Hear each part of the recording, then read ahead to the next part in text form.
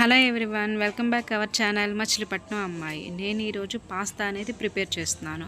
ముందుగా పాస్తాని బాయిల్ చేసుకోవాలి. 70% బాయిల్ అనేది చేసుకోవాలన్నమాట.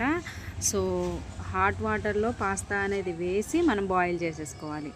అందులో బాయిల్ అయ్యేటప్పుడే రుచికి సరిపడా సాల్ట్ అనేది యాడ్ చేసుకోవాలి.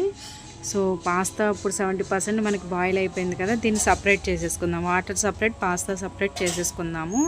ఇప్పుడు మనకు కావాల్సిన పదార్థాలన్నీ సిద్ధం చేసేసుకుందాం.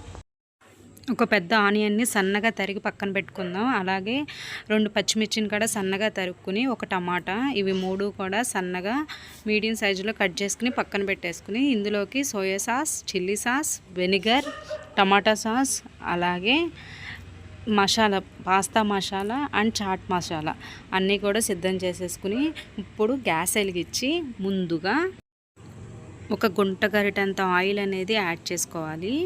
ఇందులోకి కరివేపాకు యాడ్ చేసుకున్నాక పచ్చిమిర్చి, టమాటా, ఆనియన్ మొత్తం కూడా కొంచెం ఫ్రై అవనివ్వాలి.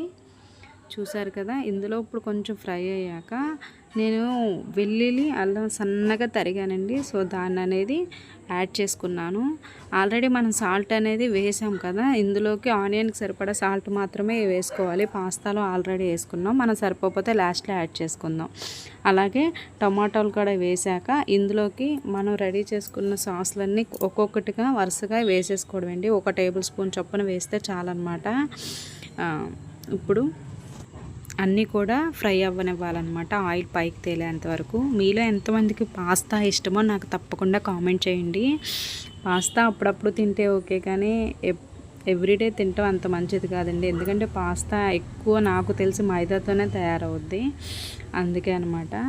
సో మన దగ్గర ఉన్న గరం మసాలాలు మొత్తం అన్నీ యాడ్ చేసేసుకుని, పాస్తా వేసేసుకుని, లైట్గా కారం, ఉప్పు, సరిపోతే కొంచెం అంటే కొంచెం సాల్ట్ వేసేసుకుని వేడి వేడి పాస్తా రెడీ చేసేసుకుందాం.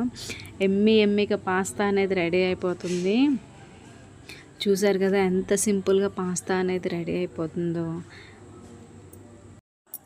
మీకు కనుక నా వీడియోస్ నచ్చితే తప్పకుండా సబ్స్క్రైబ్ చేయండి, లైక్ చేయండి, షేర్ చేయండి.